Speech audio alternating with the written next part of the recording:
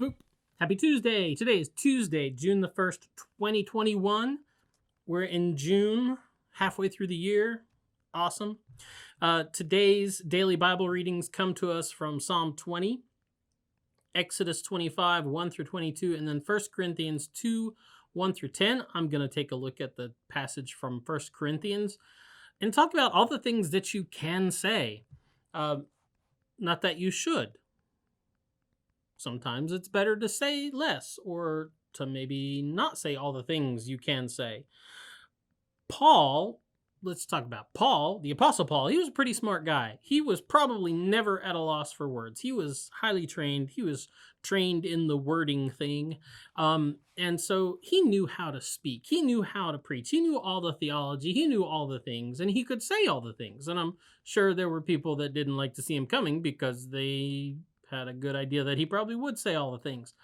But when he came before the Corinthians, he says he came before them in fear and trembling. He says, I came to you in weakness and in fear and much trembling, because he didn't want to rely on his lofty words, he says, or he didn't feel like he could rely on his lofty words or on the wisdom that he had to proclaim to them the mysteries of God, as he says. When I came to you, brothers and sisters, I did not come proclaiming the mystery of God to you in lofty words or wisdom. So he didn't come to them and feel like he could use all the things that he knew and all the words that he had. He didn't feel like he could say all the things. He didn't feel like he could rely on his usual bag of tricks. And that's hard for somebody like Paul. Paul's kind of a preacher. That's kind of what he had been trained to do. And so now he'd been trained on the, standard 3-point sermon, introduction, 3 points, and tell people what you're going to say. And then you say it, and then you tell them what you said, and then you're out, and 40 minutes later, you're done with your sermon.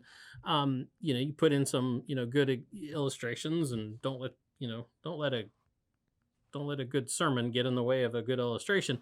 But he didn't feel like he could do that.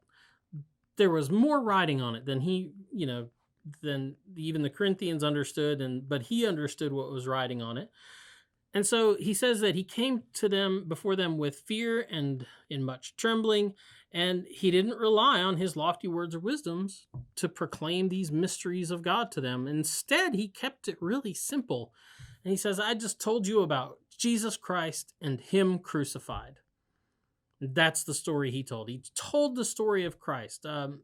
Matter of fact, in Galatians, we're told that he would kind of actually act it out, act out the passion story. And so that's what he did. He just told them about Jesus Christ, who Jesus Christ is, and about his death, his crucifixion, and his resurrection.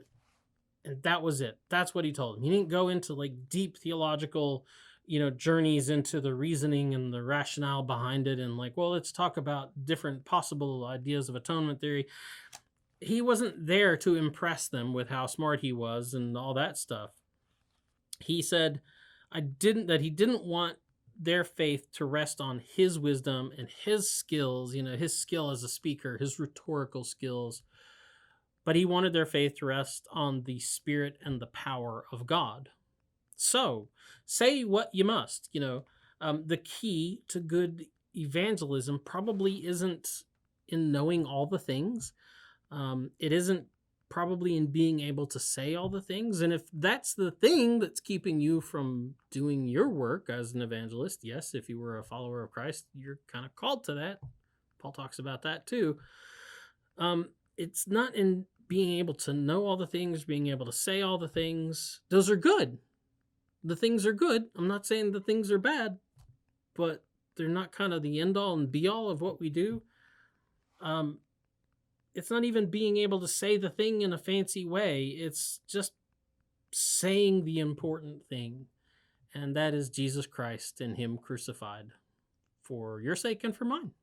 So anyway, that's the DBR for today. We'll be back tomorrow. Get out, enjoy the day, and we'll talk to you later. Boop.